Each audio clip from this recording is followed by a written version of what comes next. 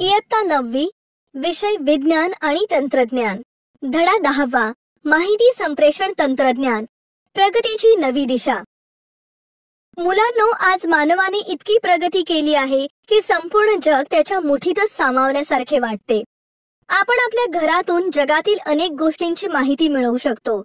आजचे तंत्रज्ञान हे इतके विकसित झाले आहे की एका ठिकाणावरून आपण दुसऱ्या ठिकाणी असणाऱ्या व्यक्तीसोबत सहज बोलू शकतो, त्याला पाहू शकतो. तुम्ही मला सांगा, माहिती गोळा करण्यासाठी, माहितीची देवाणघेवाण करण्यासाठी, माहितीवर प्रक्रिया करण्यासाठी, तसेच संप्रेषण करण्यासाठी आपण कोणकोणत्या साधनांचा वापर करतो? मोबाईल, फोन, संगणक, laptop, digital camera, microphone, radio, दूरदर्शन, आंतरजाल म्हणजेच इंटरनेट, उपग्रह, फॅक्स, ईमेल, व्हिडिओ कॉन्फरन्सिंग या साधनांचा वापर करतो. अगदी बरोबर. सुरुवातीच्या काळात माहितीची देवाणघेवाण करण्यासाठी पत्र किंवा तार या साधनांचा वापर करण्यात येत होता. यात बराच वेळ मोडायचा. आता मात्र मानवाने इतकी प्रगती केली आहे की काही सेकंदातच आपण माहितीची देवाणघेवाण सहज करू शकतो.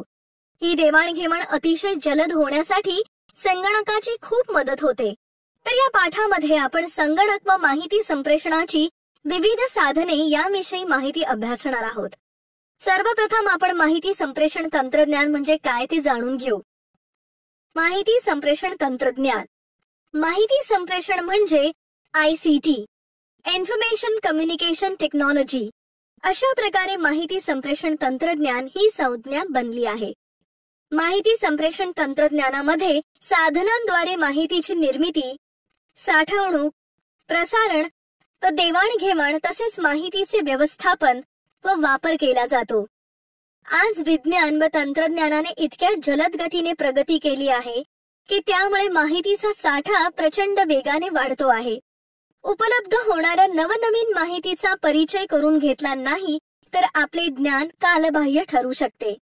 आजच्या जगात डॉक्टर, इंजिनियर, अकाउंटंट या सर्वांनाच आपापल्या क्षेत्रातील नवीन गोष्टी सतत जाणून घ्याव्या लागतात. त्यासाठी माहिती संप्रेषण तंत्रज्ञान फार उपयोगी पडते. एखाद्या प्रयोगाचा खर्च जास्त असेल तर माहिती तंत्रज्ञानामुळे तो प्रयोग आपण कृतीसहित पाहू शकतो. त्याचप्रमाणे इंटरनेट सारख्या माध्यमातून आपल्याला विविध माहिती उपलब्ध होते. त्याचप्रमाणे पॉवर पॉइंट सारख्या माध्यमातून प्रेझेंटेशन तयार करता येते व सादरही करता येते. हवामानाचे अंदाज वर्तवण्यासाठी व विविध क्षेत्रातील अभ्यास करण्यासाठी माहिती संप्रेषण खूप फायदेशीर आहे. माहिती संप्रेषण तंत्रज्ञानाची साधने: दूरध्वनी, मोबाईल, संगणक, radio, email, internet, video conferencing अशी माहिती संप्रेषण तंत्रज्ञानाची विविध साधने आहेत. या साधनांचा वापर आपण माहिती निर्माण करण्यासाठी, साठवून ठेवण्यासाठी किंवा माहितीचे व्यवस्थापन करण्यासाठी करतो. उदाहरणार्थ, मोबाईलद्वारे आपण इतरांसोबत संभाषण करू शकतो. तसेच इंटरनेटद्वारे आपण कोणतीही माहिती मिळवू शकतो. हा तक्ता पहा. या तक्त्यात विविध माहिती संप्रेषणाच्या साधनांची नावे दिली आहेत.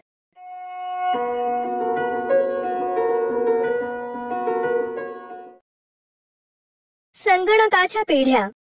मुलांनो, संगणक म्हणजे मानवाने तयार केलेले एक यंत्र आहे. हे यंत्र विजेवर चालते.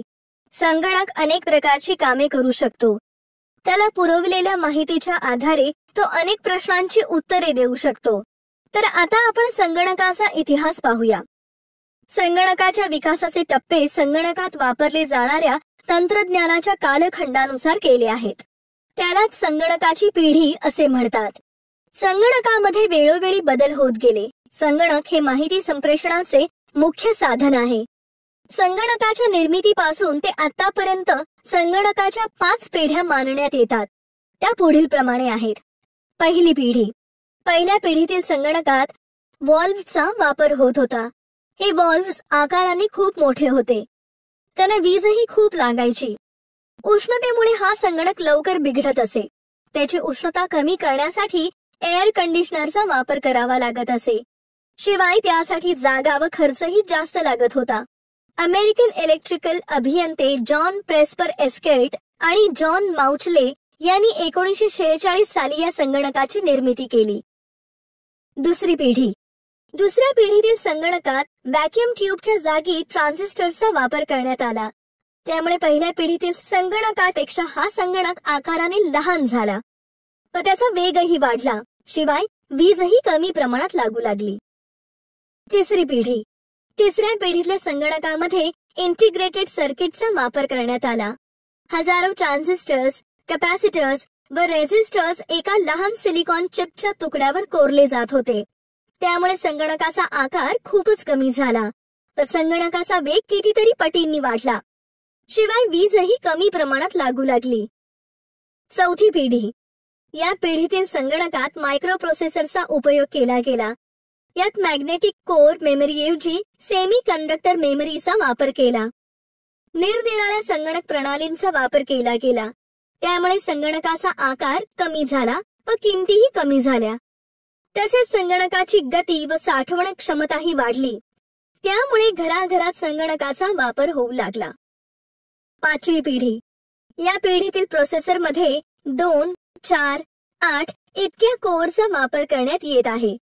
या संगणकातील मल्टिपल कोर वापरामुळे संगणकाच्या वेगात प्रचंड प्रमाणात वाढ झाली व संगणकाचा आकार इतका कमी झाला की तो आपण सहज एकीकडून दुसरीकडे घेऊन जाऊ लागलो, जवळही बाळगू लागलो.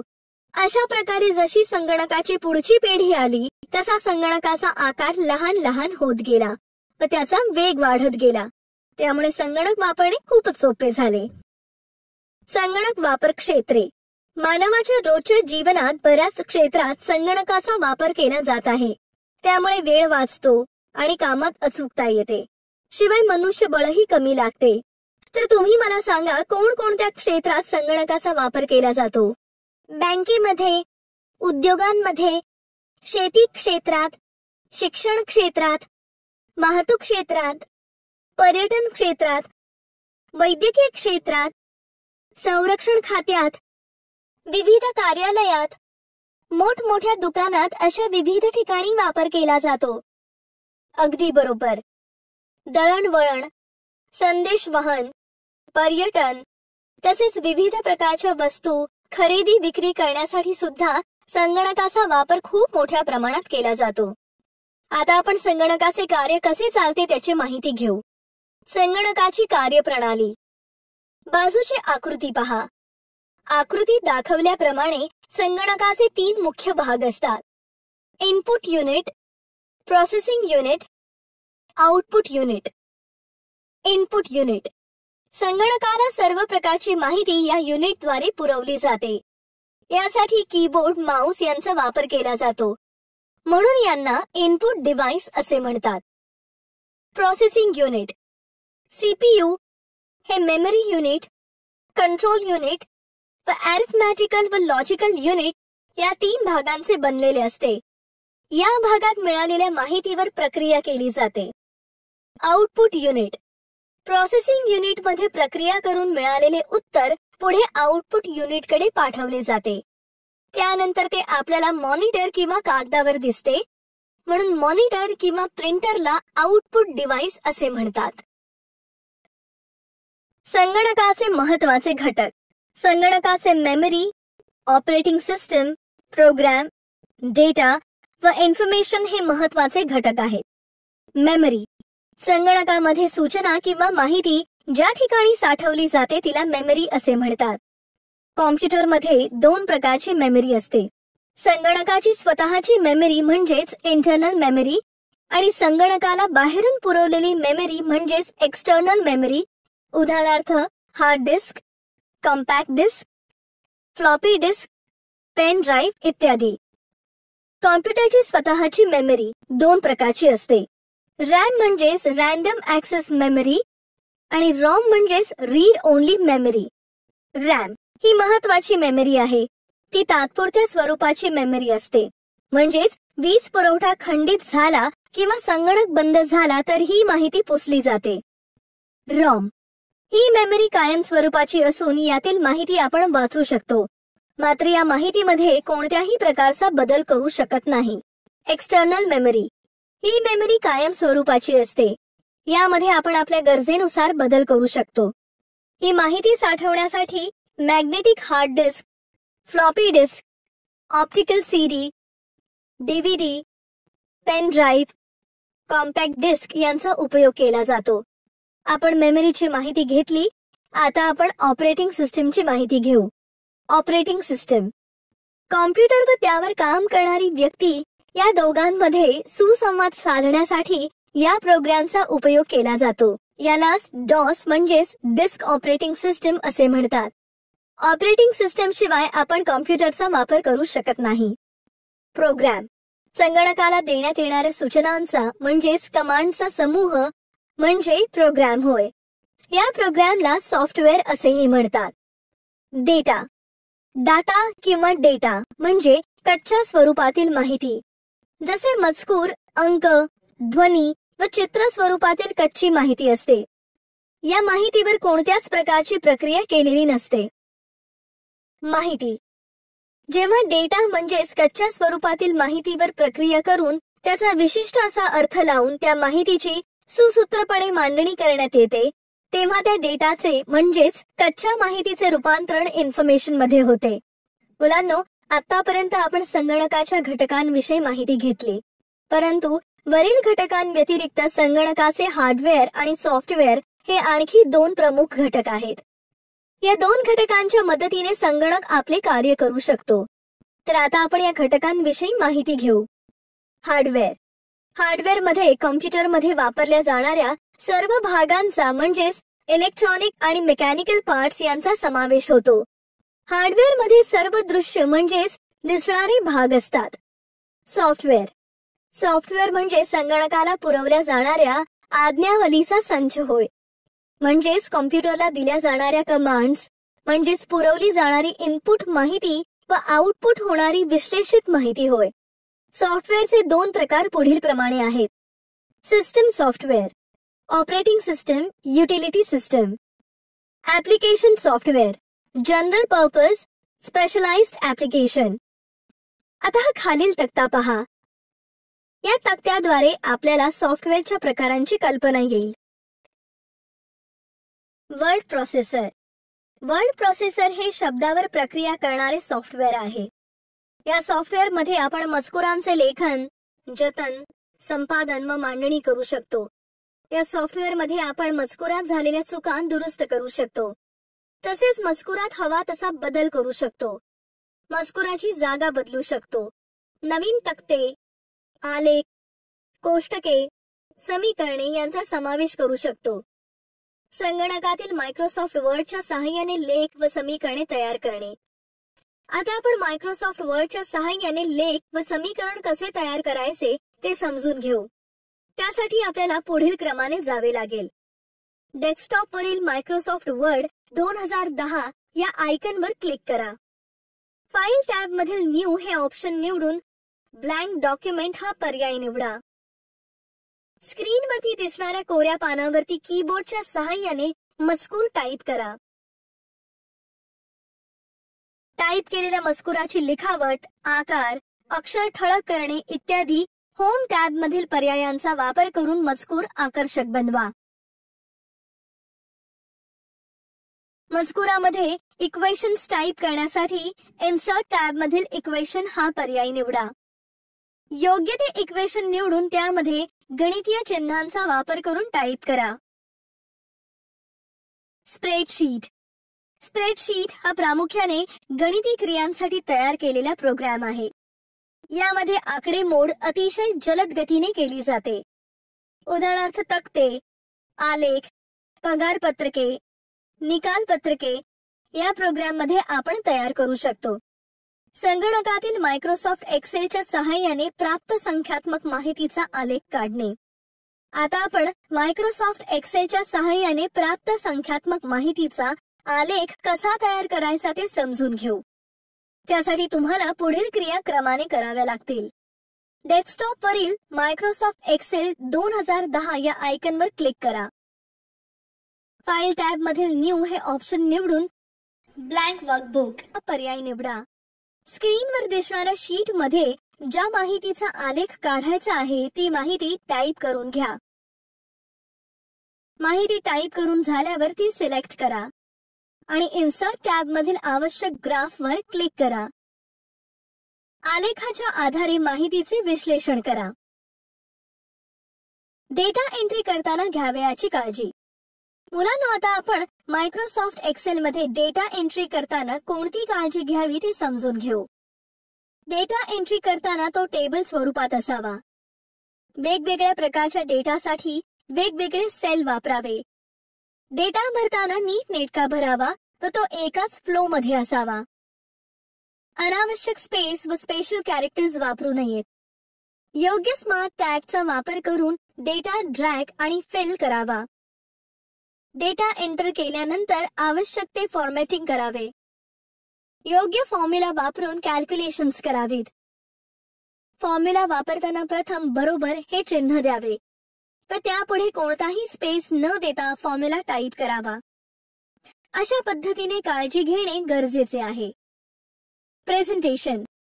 एखादी गोष्ट प्रभावीपणे आणि मुद्देसूदपणे मांडण्यासाठी प्रेझेंटेशन हे एक प्रभावी साधन आहे. ऑफिसमध्ये महत्त्वाचे मुद्दे समजून सांगण्यासाठी प्रेझेंटेशनचा उपयोग करतात. सादरीकरणासाठी बनवण्यात येणाऱ्या फाईलला प्रेझेंटेशन असे म्हणतात. संगणकातील मायक्रोसॉफ्ट पॉवर पॉइंटच्या सहाय्याने सादरीकरण करणे. आता आपण मायक्रोसॉफ्ट पॉवर पॉइंटच्या सहाय्याने सादरीकरण कसे तयार करायचे ते समजून घेऊ. त्यासाठी आपल्याला पुढील क्रमाने कृती करावी लागेल. डेस्कटॉपवरील मायक्रोसॉफ्ट पॉवर पॉइंट 2010 या आयकॉनवर क्लिक करा. ज्या विषयावर आधारित प्रेझेंटेशन बनवायचे आहे त्या विषयाला अनुसरून मजकूर, चित्रे, ग्राफ्स उपलब्ध करून ठेवा. फाईल टॅब मधील न्यू हे ऑप्शन निवडून ब्लँक प्रेझेंटेशन निवडा. लक्षात ठेवा की प्रेझेंटेशन नुसार आपल्याला योग्य ती स्लाइड डिझाईन घेता येते. निवडलेल्या स्लाइडवर आवश्यक ती माहिती टाईप करा व चित्रे इन्सर्ट करा. डिझाईन टॅबच्या सहाय्याने स्लाइडला डिझाईन करा. ॲनिमेशन टॅबच्या सहाय्याने स्लाइडला ॲनिमेशन द्या व स्लाइड शो करा.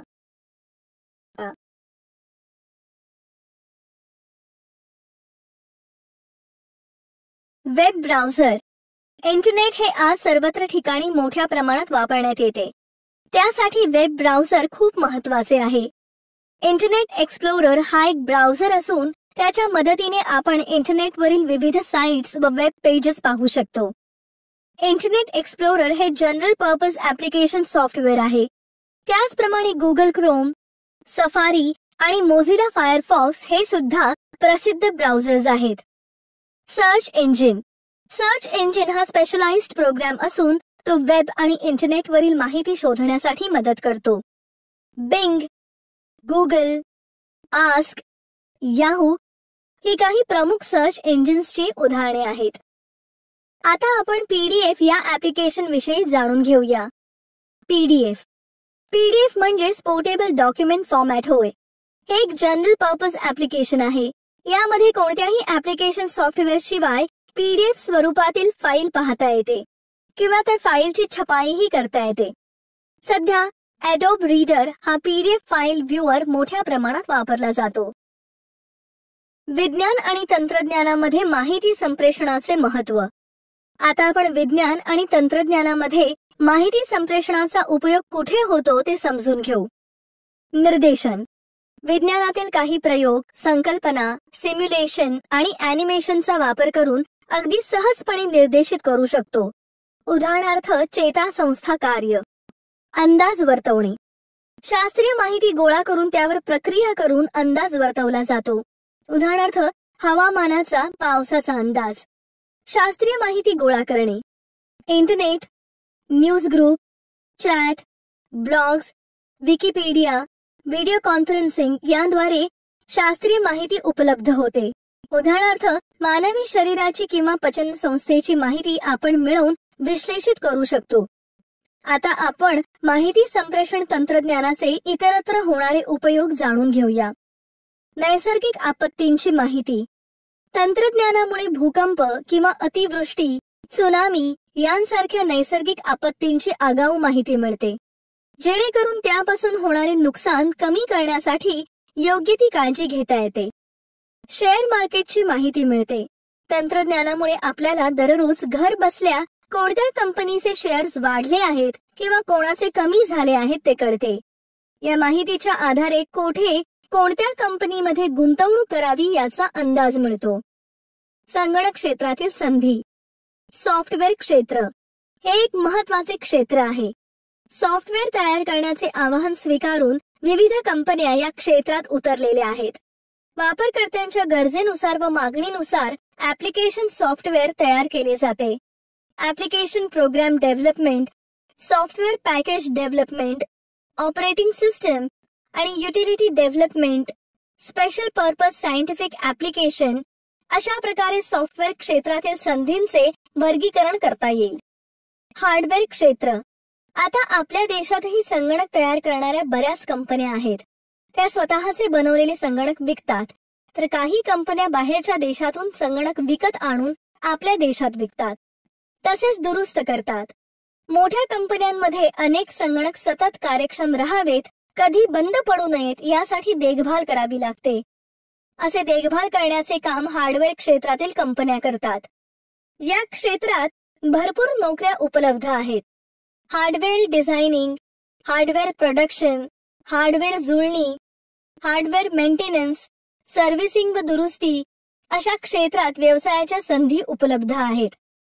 प्रशिक्षण. संगणकाचे क्षेत्र इतके मोठे व व्यापक आहे की वेगवेगळ्या क्षेत्रातील ऍप्लिकेशन नुसार प्रशिक्षण घ्यावे लागते. आता तर शालेय स्तरावरही संगणक विद्यार्थ्यांना हाताळता यावा यासाठी प्रशिक्षण दिले जाते. वेगवेगळ्या कामांसाठी नवीन मंडळींना शिकवण्याचे क्षेत्र खूप मोठे आहे. त्यासाठी कुशल प्रशिक्षकांची गरज मोठ्या प्रमाणात भासते. मार्केटिंग. संगणक व त्याला पूरक असणारी सामग्री तयार करणाऱ्या खूप मोठ्या संस्था आहेत. तशाच विक्री संस्थाही आहेत. विक्री करण्यासाठी कुशल व प्रशिक्षित लोक पाहिजेत. त्यामुळे संगणकाची कार्यपद्धती माहीत असण्याबरोबर मार्केटिंग मधील कौशल्य असेल तर या क्षेत्रातही खूप मोठ्या प्रमाणात रोजगाराच्या संधी उपलब्ध आहेत.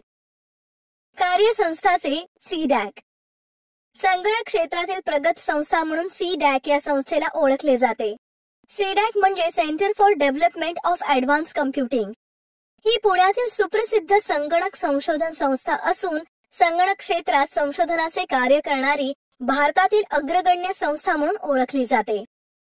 सीडॅक कंपनीच्या सहाय्याने भारताने भारतीय बनावटीच्या पहिल्या सुपर कॉम्प्युटरची निर्मिती केली. या संगणकाला परम संगणक म्हणून ओळखले जाते. परम म्हणजे सर्वश्रेष्ठ. परम संगणकाच्या निर्मितीसाठी ज्येष्ठ शास्त्रज्ञ डॉक्टर विजय भटकर यांचे मार्गदर्शन लाभले. हा संगणक प्रति सेकंद 1 अब्ज इतके गणित करू शकतो. अंतराळ संशोधन, तेल साठे संशोधन, भूगर्भातील हालचाली, वैद्यकीय, हवामान, लष्करी, अभियांत्रिकी अशा अनेक क्षेत्रात हा संगणक खूप उपयोगी पडतो. भाषा लिहिण्यासाठी ICII म्हणजेच इस्की कोडच्या निर्मितीसाठी सीडॅकने खूप मदत केली आहे.